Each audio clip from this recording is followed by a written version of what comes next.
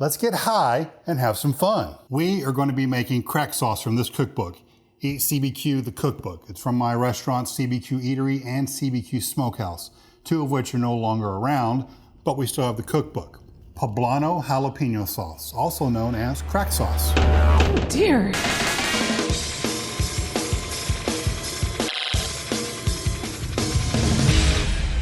You can use this as a vegetable dip.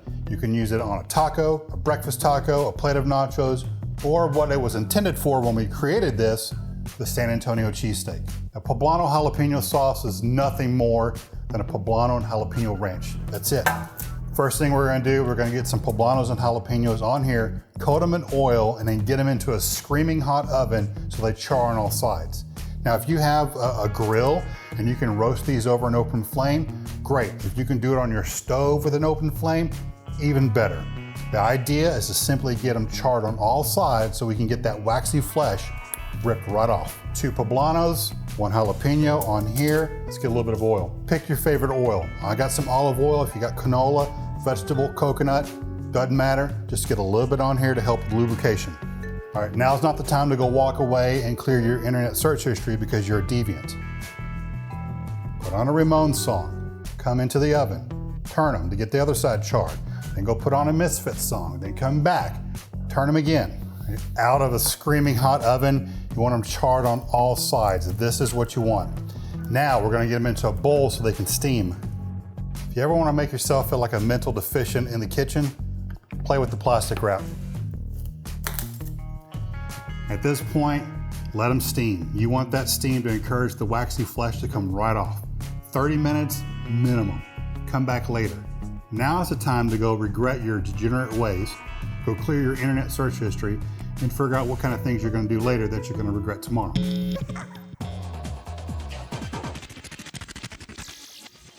These have been steaming for about 30 minutes or one long tool song. So now it's time to get the charred bits, the naughty bits off of the peppers. What we don't want to do is run this underwater. It gets rid of any kind of flavor, the oils, any kind of flavor on here. It's not what we want. Just get your hands dirty and get in there and cook. At this point, pretty much everything's going to go into the blender except for the heavy cream. And if you need to see the recipe again, it's down in the description below. Seeds, get rid of them. Just like college, you don't want the seeds. Is it a pain in the ass? Yes.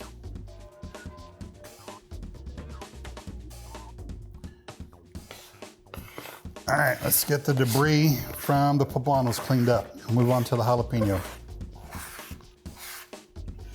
Charred naughty bits off of the jalapeno.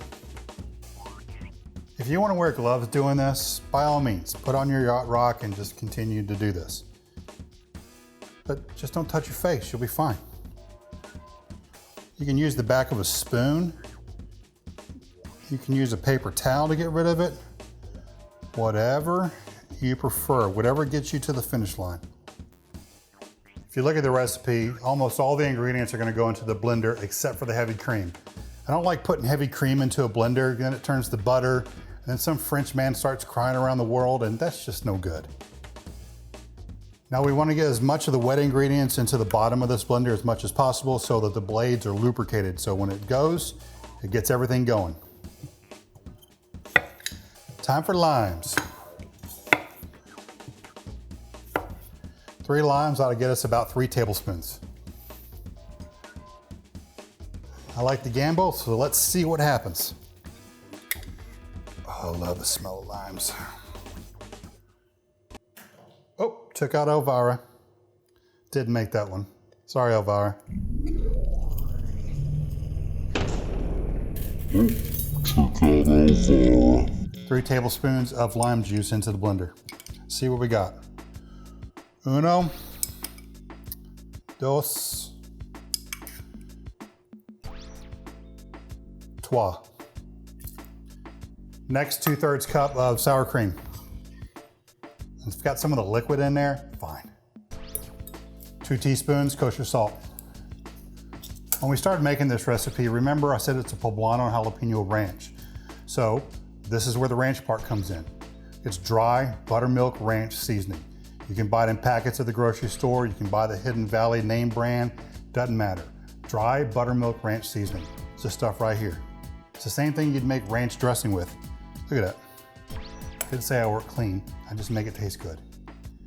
But it is the same stuff you'd make ranch dressing with. Add a little bit of mayonnaise, sour cream, and maybe some fresh dill. There you go, ranch dressing.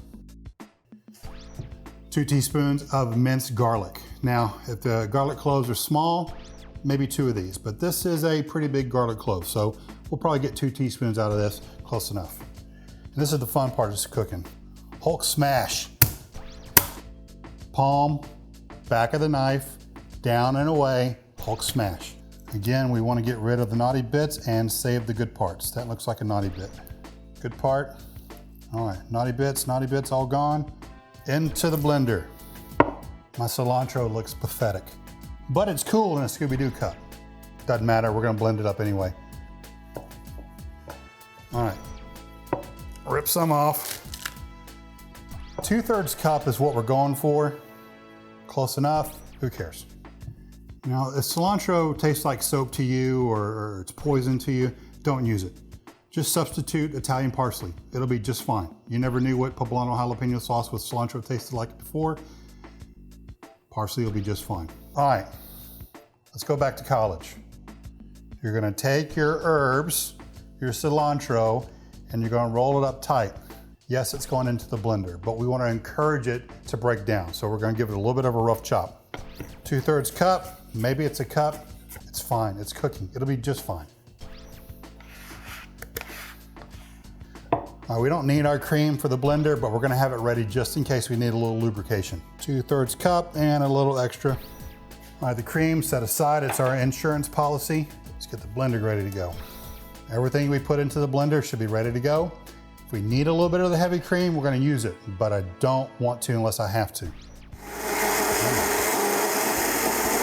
There we go. Bueno. All right, the bowl we used earlier to steam the poblanos and jalapenos, we'll clean it out, we're gonna use it again. All right, into the bowl. At this point, last ingredient, cream. Do not make a French chef cry. Get all that cream out.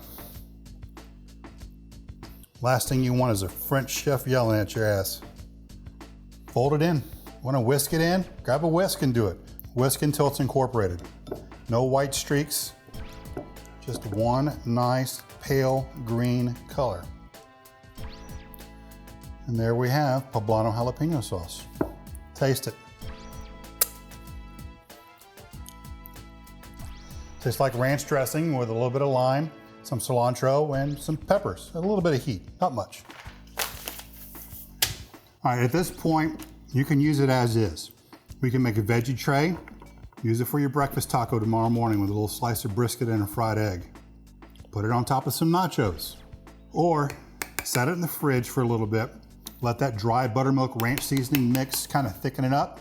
All right, on to the main event. Let's make a San Antonio cheesesteak with poblano jalapeno sauce. Just make a cheesesteak, shaved ribeye, season it how you like. I used a little pepper jack cheese on a hoagie roll.